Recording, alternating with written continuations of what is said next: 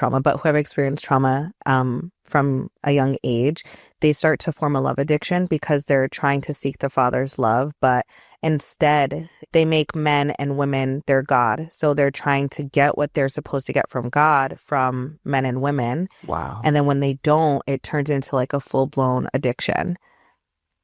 You know what I mean? So I was doing this with men in high school. I would get like obsessed with my boyfriends at the time and not understand. I'd literally be dating people for 2 weeks and then they would try to withdraw from me. And I would go into like full blown, like, I need this because I didn't have a relationship with Christ. So I didn't know any other love. I couldn't comprehend it. So I was perceiving like they're my source. Wow. And so this is where the love addiction started. And then, so I would get into fights all the time. I was popular, but everyone was like, oh, she's crazy. Like, just be careful because she's nuts. Like, she's crazy. And I was fun. Like, I would drink and I was, fun and stuff. But like I said, anybody who tried to have authority over me or if you tried to withdraw love from me, this is another way that I could tell that I was operating in witchcraft at that time was because I was also feeding off of people. So the love that they were giving me, that was feeding that spirit inside of me.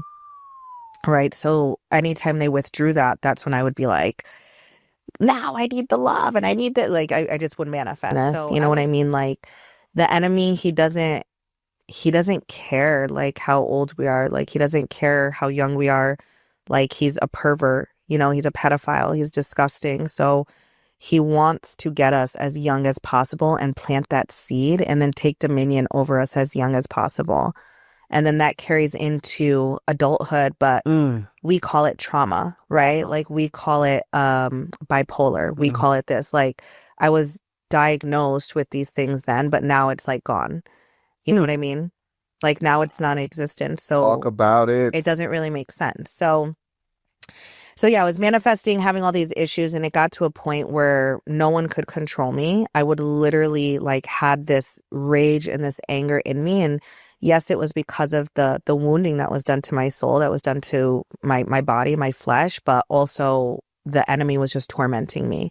So even though that I had experienced that when I was a child, right? In the present moment, the enemy was telling me stories as if it was happening in the present moment. What does that mean? So the only thing that exists is right now in this present moment.